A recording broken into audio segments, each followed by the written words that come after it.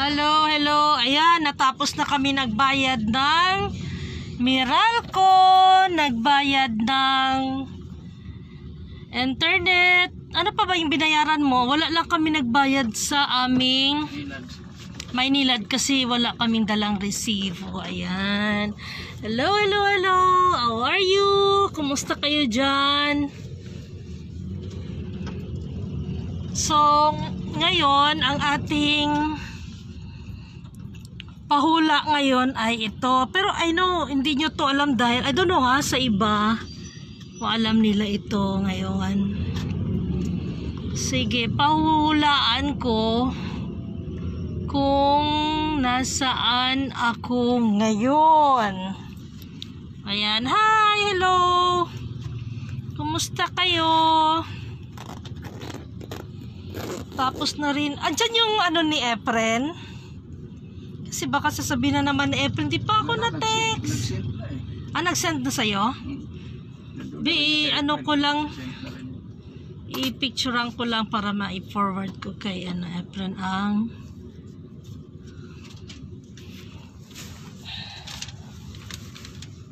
ayan. Hulaan nyo. Good morning sa lahat. Hulaan nyo ako kung nasaan ako ngayon. Anong street ito? Pero I know, medyo yung ibang nakakaalam. Anong street ito ngayon? Nandito ako ngayon. Nasa labas. Grabe, sobrang hina talaga ng parlor ng Wow, oh. Ang puts pa nila naging 169 na lang. Dapat 250 yan eh. Tapos yung hair color nila naging 200 na lang. Eh ang dati nasa 250 yan eh. So talagang binaba na talaga nila yung kanilang, kasi walang customer ang mga parlor. Yan, so tiyaga-tiyaga na lang. Buti na lang talaga, hindi na talaga ako nagpa-hair dye, no? Pinaka-ano lagi talaga dyan, yung upa nila dyan. Yung upa nila dyan, yun ang pinakamahal. Tapos, siyempre, yung mga manicurista, wala ng tip. Diba? Meron lang silang monthly. Pero, ano pala yan sila, alternate days pala sila pinapapasok. Halimbawa, 5 ang manicurista. Monday, MWH ay iba. Tapos hatiin nila yung 5. So yung salary nila doon nahati rin. Yan. So talagang paano kayo makakabangon ang mundo? Sa tingin mo? Paano kayo makakabangon?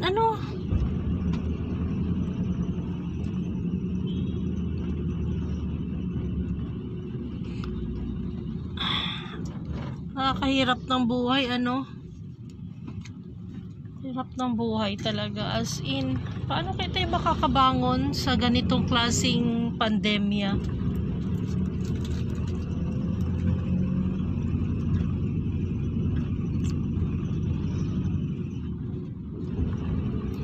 Lalo na yung mga maraming utang, ano kaya yun?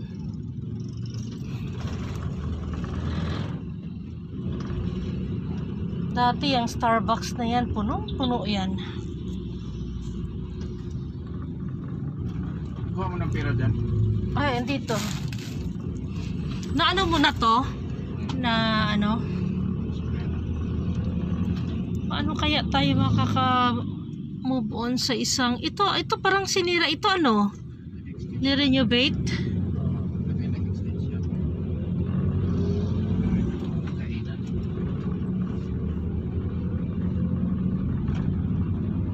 Survive lang dito yung sarili nila. Upa, ayong ba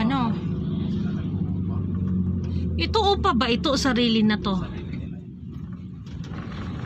Grabe, hindi ko ma-imagine paano ba tayo makaka-move on sa ganito, no? Swerte lang talaga yung may mga trabaho ng pa ngayon na like for example, yung mga seaman, napakaswerte talaga kasi continuous pa rin yung sweldo nila.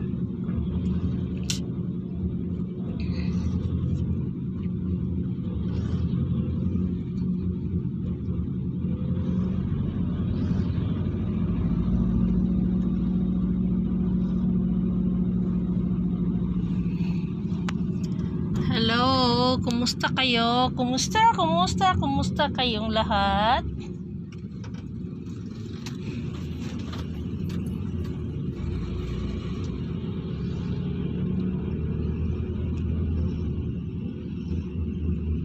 Kahit nga ngayon sa pagkain, grabe, ang gulay, Diyos ko, gusto ko ulit, yung mga kangkong natin doon, yung mga kamote.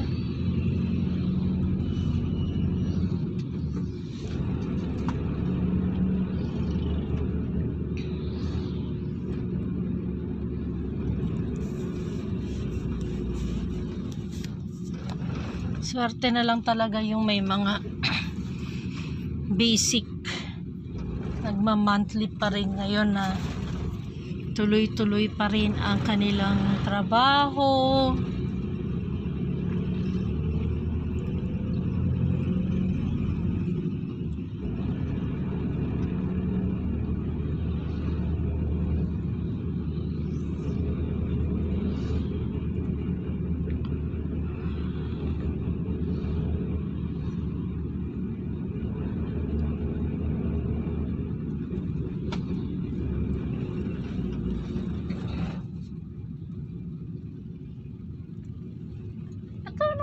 Dito sa mga flowers na to, parang mga Chinese o Korean.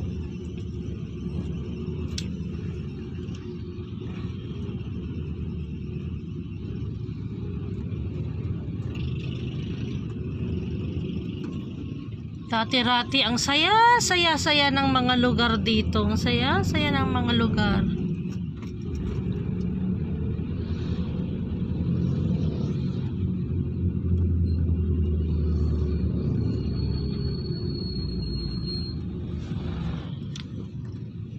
Ngayon, naku Lord, ang nag-ano lang talaga ay is ang tubig. Kumita lang talaga yung tubig kasi kailangan talaga ang tubig Which is magkano ang tubig? 35 pesos. Para na rin siyang bigas. Ang tubig?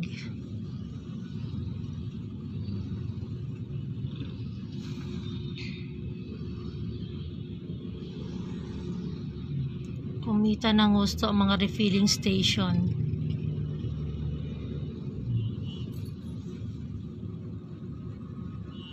Tubig at bigasan.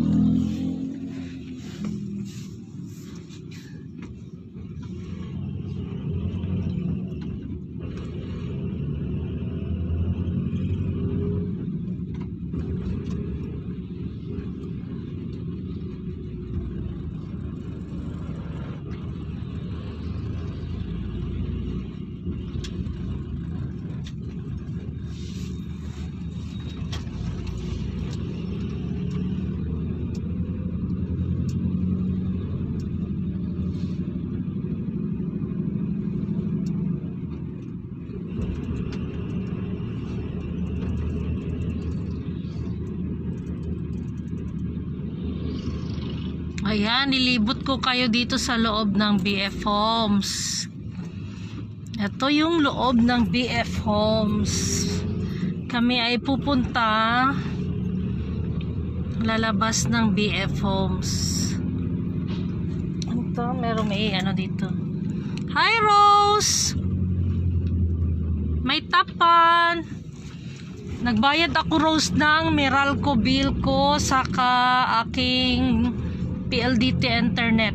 Ang hindi ko nabayaran yung aking Maynilad kasi na misplace yung anong tawag nun, yung billing. So ngayon pupunta kami sa, saan tayo pupunta? Maghatid kami sa inayos ni June na mga kapis. So gagamitin pa nila yan? Oo, ilagay ko dyan sa puno. Ikaw maglagay? Ako sabi, pero hindi na. Hindi ka pumayag? Baka malaglag ka. Hindi na like 5 eh.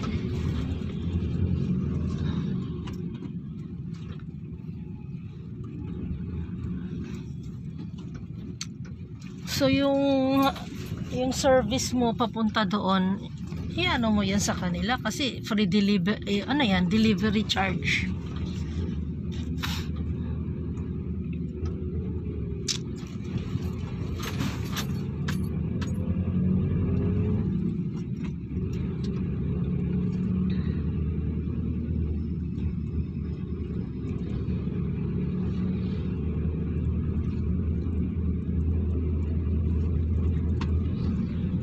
Ayan.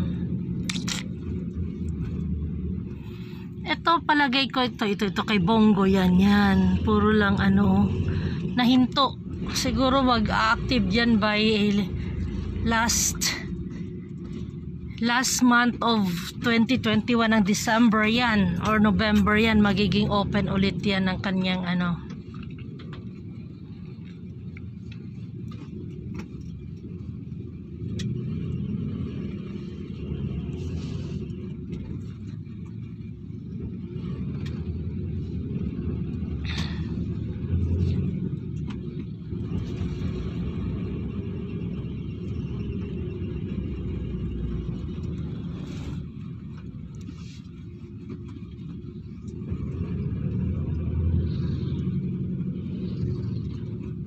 Hello. Kumusta kayo dyan?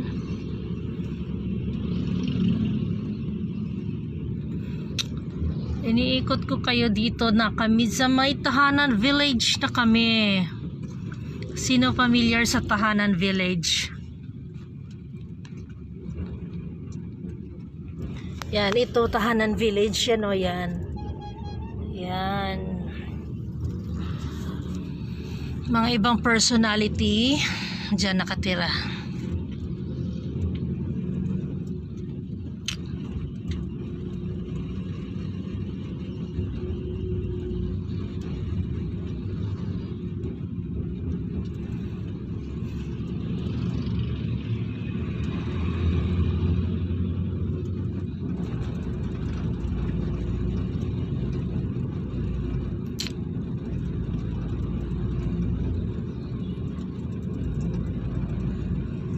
Na ano na yung sticker ng BF?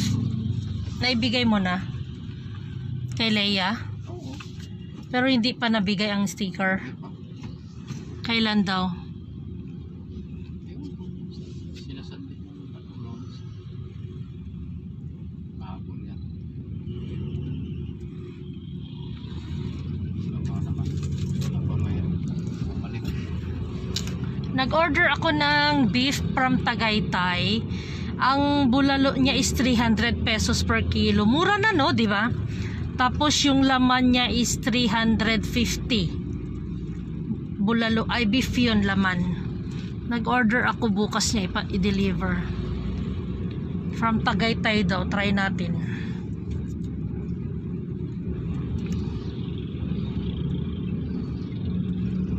Kaso lang may pet lang ako doon. Meron ka pa bang nakitang pet chai doon? Kasi repolyo lang doon saka patatas. Kaya na mga Ibulalo natin bukas. Yung mga kamatis doon na harvest mo o baka na harvest nila. Doon.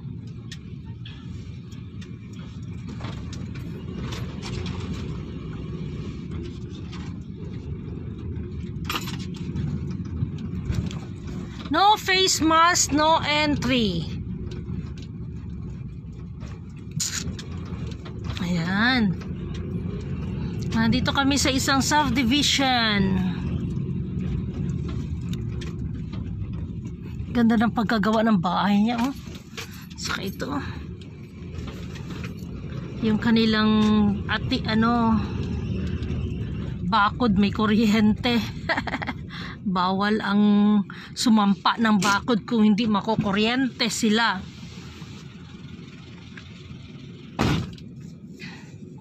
Saan kaya ang kahoy niya na ilalagay yan?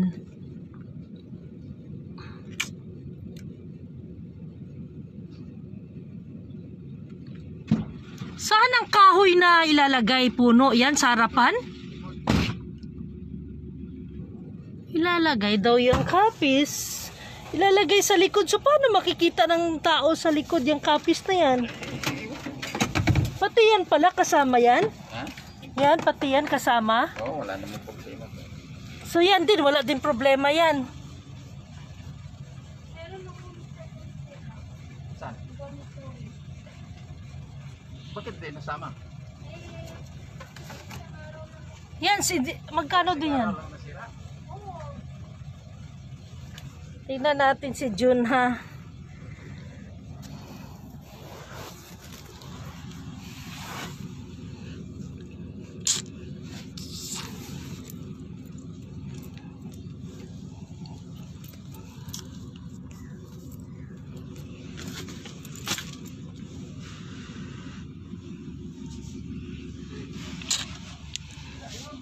Maliit lang yun eh. Sino ba magbabayad siya? Hindi. Yung may-ari? O sige, sama ako, ha. Hi! Hello! So ikaw maglalagay niyan sa puno? Hindi. Sino? Meron kaming pinapalagay eh. Imagine mo, nilinis niya yan. Nilinis niya isa-isa, grabe. Wala nang alikabok, wala nang dumi. Nilinis niya, iwan ko lang kung magkano bayad dyan sa kanya. Gidumihan niya yung bahay ko. Dinala niya yung dumi dyan sa bahay ko. Para lang dyan sa kapis. Dali kay pinag-ano ko eh, hirap ko gano'n eh, i-arrange. Bigay mo muna yung isa sa kanya. Hmm. Yan, bigay mo muna yan. Tawag. Yan na.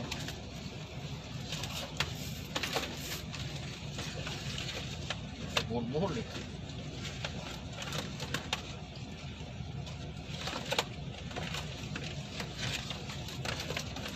Sa likod nyo yan ilagay. Opo. So paano makita ang beauty? Wala pang ano lang po yan, pang-ilaw lang. Pang ilaw sa likod. Pag may bisita. Social naman, kapis pa.